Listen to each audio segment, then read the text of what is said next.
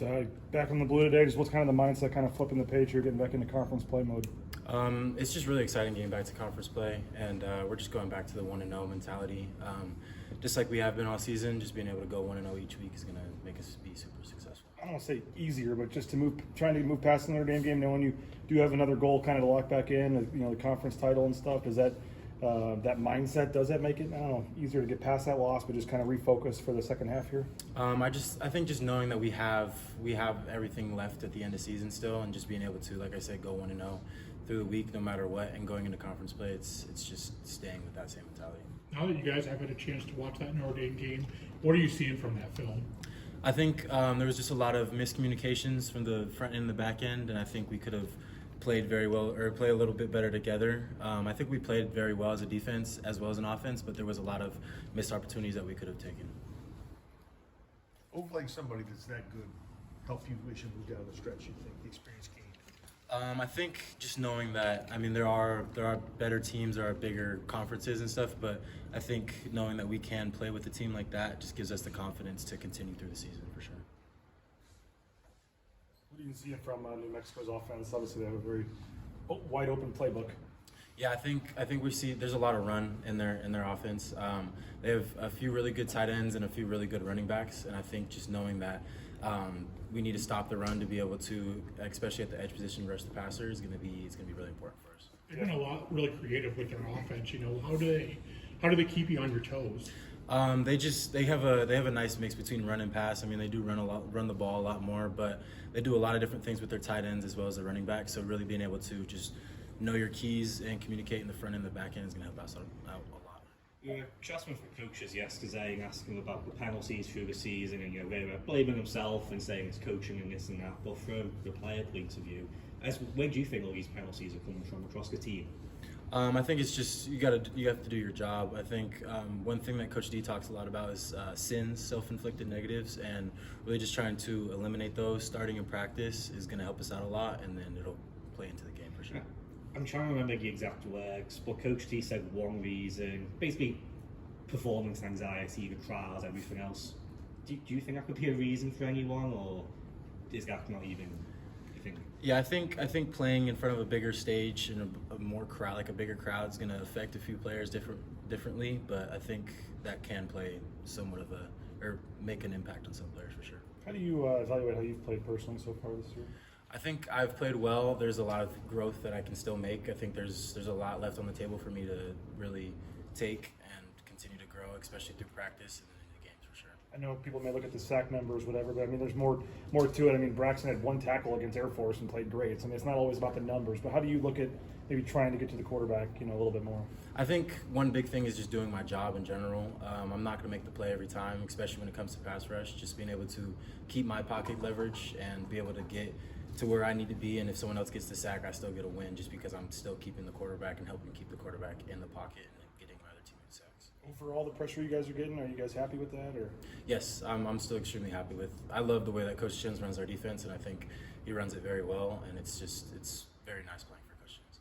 They block you differently this year through 5 games? I'd say they tend to max pro and chip a lot more to the boundary side this year, so I think that's just something that I've had to overcome a little bit more than last year. So what's a way that you can maybe try to get around that when they're throwing 2-3 guys at you? Just being more physical and being a relentless pass rusher that Coach Frazier always teaches me to be. Whether I get blocked the first time or if I get blocked by 2 people, just continue to try to get to the quarterback is always important. Physically, obviously in the offseason, you went through quite the transformation in terms of the weight you added. How do you feel like it's paid off so far, Jayden?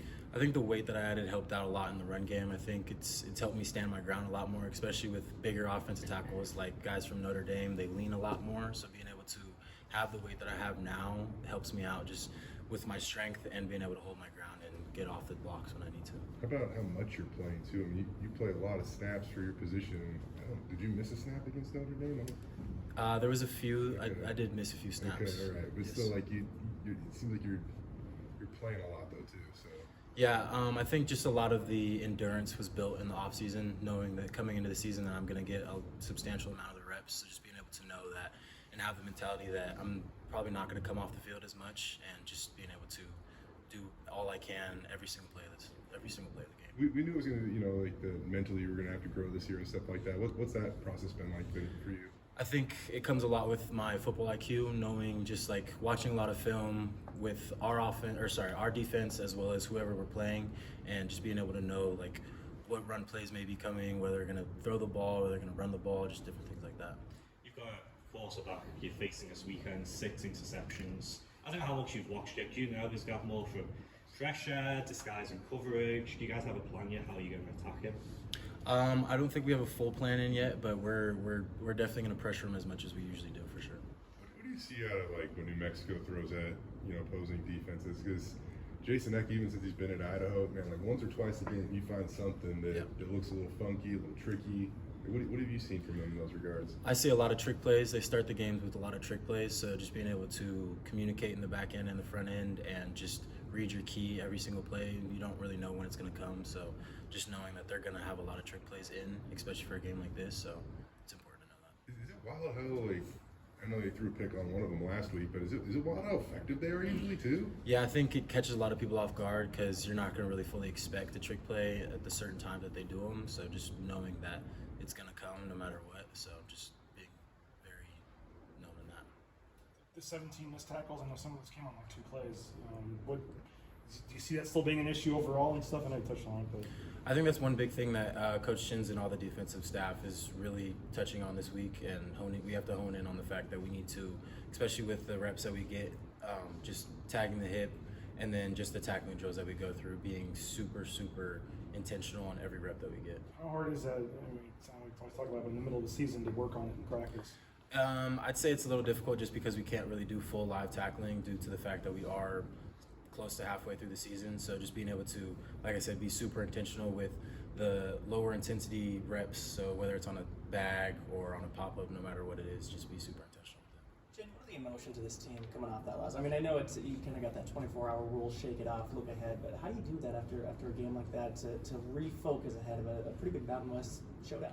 Yeah, I think it's a little rough losing a game like that for sure, but really just being able to come into this week and like last week happened and we still have the rest of the season ahead of us and we have to go 1-0 and through the conference. I don't know how much time you had to chat with him, but there was a familiar face. He used to line up on the opposite end of the D line of you at the game last week. Did you see Ahmed there at all? Yes, we talked a few times through the game. He was helping me and Max out, just really sitting on the sideline talking with us through the game. So it was nice to have him on the sideline again for sure.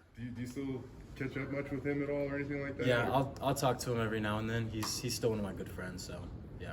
What do you take from him now? I mean, now that he's on to the league or whatever. I take just the way that he treats. I mean, especially treats people and treats the game. I think he's a very, very good person, and he's never changed.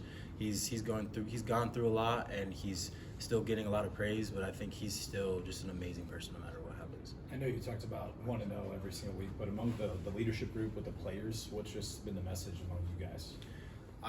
Just knowing that the season isn't over. I mean, we did lose a big game, but knowing that we still have a lot left in the season, and just attack every single moment that you get, every single rep that you get each practice. Jayden, this is something I asked Braxton Feely about a couple weeks back. I'm curious your take on this. I mean, you're in a position where it is a battle every single snap. I mean, what is that like on your body, your mentality, going in there? Every snap is a new opportunity, and just what's your mindset in that? Yeah, like you said, every snap is a new opportunity. So just being able to, if you do lose a rep, just shake it off and get to the next rep. Because if you get stuck on a rep that you lost, it's gonna tear you up through the entire rest of the game. So just being able to go every rep and wipe the last rep that you have. Last one. The D-line has been at its best when it sets an early tone. What's the mindset this week in practice about dictating trenches from the first defensive snap on the blue?